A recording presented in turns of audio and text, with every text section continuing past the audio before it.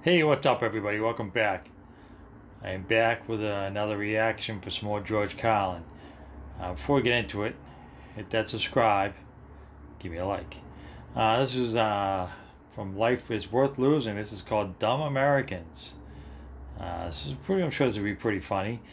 I always thought George Carlin was pretty funny. He's never been, I don't think he was a typical comedian. Like, he was always kind of, almost like he was making fun of factual information, like philosophical, like type stuff.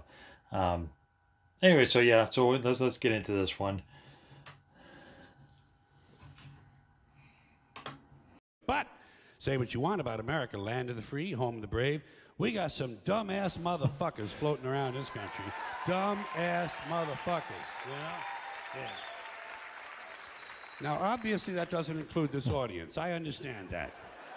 You seem intelligent and perceptive, but the rest of them, holy jumping fucking shitballs. Dumber than a second coat of paint. And this ain't just ranting and raving. This ain't just blowing off steam. I got a little evidence to support my claim. It just seems to me that only a really low IQ population could have taken this beautiful continent, this magnificent American landscape that we inherited. Well, actually, we stole it from the Mexicans and the Indians, but hey, it was nice when we stole it.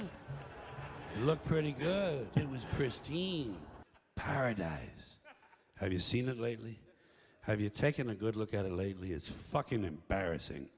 Only a nation of unenlightened half-wits could have taken this beautiful place and turned it into what it is today, a shopping mall. A big fucking shopping mall. You know that?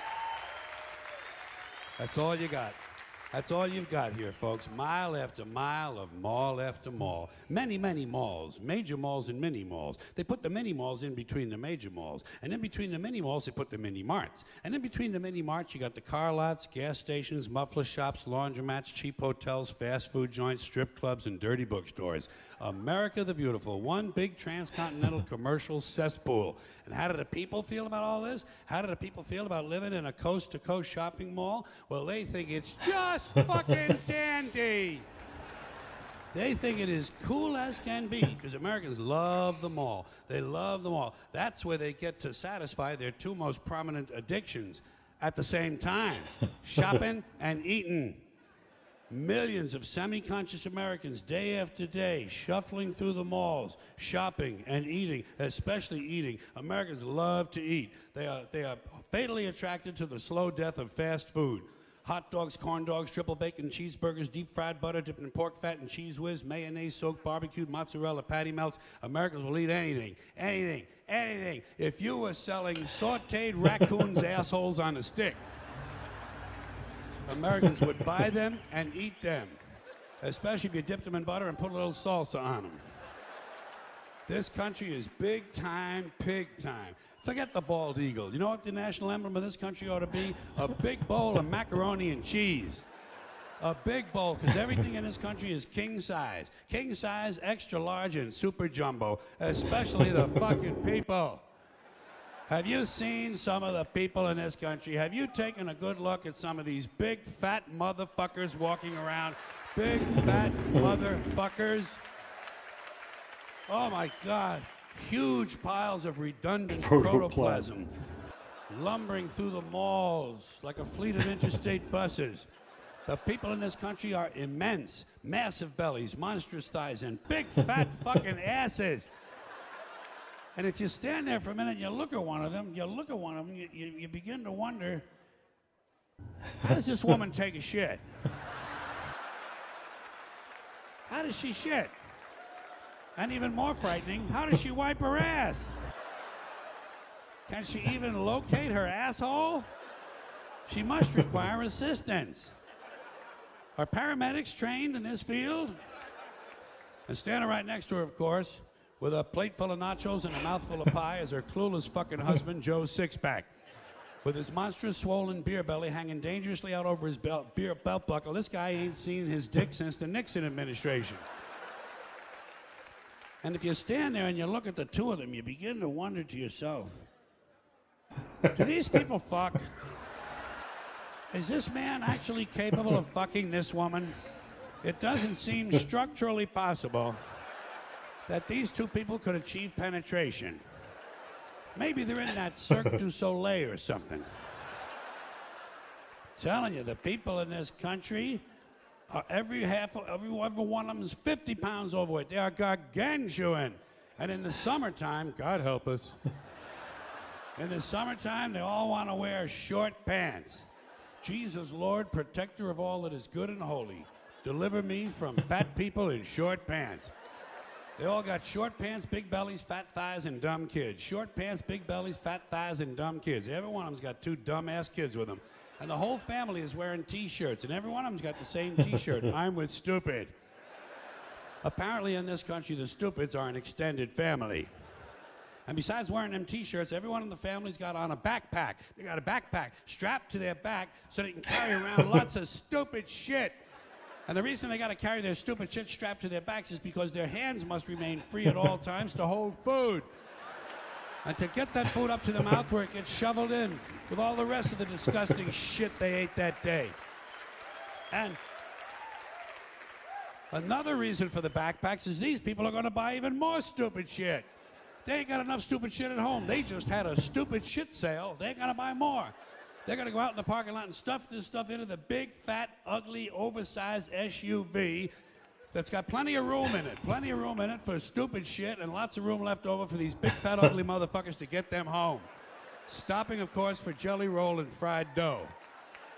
These people are efficient, professional, compulsive consumers. It's their civic duty, consumption. It's the new national pastime. Fuck baseball, it's consumption. The only true, lasting American value that's left, buying things. Buying things. People spending money they don't have on things they don't need. Money they don't have on things they don't need. So they can max out their credit cards and spend the rest of their lives paying 18% interest on something that costs $12.50. And they didn't like it when they got it home anyway. Not too bright, folks. Not too fucking bright. But if you talk to one of them about this, if you isolate one of them, you sit them down rationally, you talk to them about the low IQs and the dumb behavior and the bad decisions, right away they start talking about education. That's the big answer to everything. Education. They said we need more money for education. We need more books, more teachers, more classrooms, more schools. We need more testing for the kids. You say to them, well, you know, we've tried all of that, and the kids still can't pass the test. They say, oh, don't you worry about that. We're going to lower the passing grades. And that's what they do in a lot of these schools now. They lower the passing grades so more kids can pass. More kids pass, the school looks good, everybody's happy, the IQ of the country slips another 2 or 3 points, and pretty soon all you'll need to get into college is a fucking pencil. Got a pencil? Get the fuck in there, it's physics. Then everyone wonders why 17 other countries graduate more scientists than we do. Education.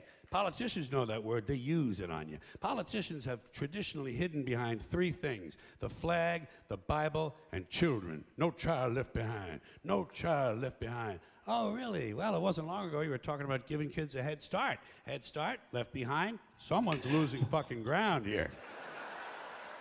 But there's a reason. There's a reason. There's a reason for this. There's a reason education sucks, and it's the same reason that it will never, ever, ever be fixed. It's never going to get any better. Don't look for it. Be happy with what you got. Because the owners of this country don't want that. Yep. I'm talking about the real owners now. The real owners, the big wealthy business interests that control things and make all the important decisions. Forget the politicians. The politicians are put there to give you the idea that you have freedom of choice. You don't. You have no choice. You have owners. They own you. They own everything. They own all the important land. They own and control the corporations. They've long since bought and paid for the Senate, the Congress, the state houses, the city halls. They got the judges in their back pockets. And they own all the big media companies, so they control just about all of the news and information you get to hear. They got you by the balls. They spend billions of dollars every year lobbying to get what they want. Well, we know what they want. They want more for themselves and less for everybody else. But I'll tell you what they don't want. They don't want a population of citizens capable of critical thinking. They don't want well-informed, well-educated people capable of critical thinking. They're not interested in that. That doesn't help them. That's against their interest. That's right. They don't want people who are smart enough to sit around the kitchen table and figure out how badly they're getting fucked by a system that threw them overboard 30 fucking years ago. They don't want that. You know what they want? They want obedient workers. Obedient workers. People who are just smart enough to run the machines and do the paperwork and just dumb enough to passively accept all these increasingly shittier jobs with the lower pay, the longer hours, the reduced benefits, the end of overtime, and the vanishing pension that disappears the minute you go to collect it. And now they're coming for your Social Security money. They want your fucking retirement money. They want it back so they can give it to their criminal friends on Wall Street. And you know something? They'll get it. They'll get it all from you sooner or later because they own this fucking place. It's a big club, and you ain't in it. You and I are not in the big club. And by the way, it's the same big club they use to beat you over the head with all day long when they tell you what to believe. All day long, beating you over the head in their media, telling you what to believe, what to think, and what to buy. The table is tilted, folks. The game is rigged. And nobody seems to notice. Nobody seems to care. Good, honest, hard-working people, white collar, blue collar, doesn't matter what color shirt you have on. Good, honest, hard-working people continue. These are people of modest means. Continue to elect these rich cocksuckers who don't give a fuck about them. They don't give a fuck about you. They don't give a fuck about you. They don't care about you at all, at all, at all. Yeah, you know? And nobody seems to notice, nobody seems to care. That's what the owners count on, the fact that Americans will probably remain willfully ignorant of the big red, white, and blue dick that's being jammed up their assholes every day. Because the owners of this country know the truth. It's called the American dream, because you have to be asleep to believe it. Yeah, that was pretty good. I was like listening to George Carlin. Like I said before, he's always uses a lot of facts and very philosophical. He's not the atypical comedian. Just doesn't talk a whole bunch of BS. But even to him to start with something funny, just turn something factual. There's like a lot of what he says is actually true. It's too bad he's not around anymore. Anyways, yeah, that was pretty funny. I was listening to what George Carlin has to say. Probably do some more of him in the future. I try to get to one every now and then because I've heard everything he has to say, so it's always informative and interesting, and some of it's actually kind of funny. Anyways, if you enjoyed this video, and want me to do any more comedy, I've done some of this one. I did some Chappelle, I did some Bill Burr, so I'll try to do some more. If anyone wants any more of this stuff, put it in the comments below. And again, don't forget to hit that subscribe and give me a like. Until next time.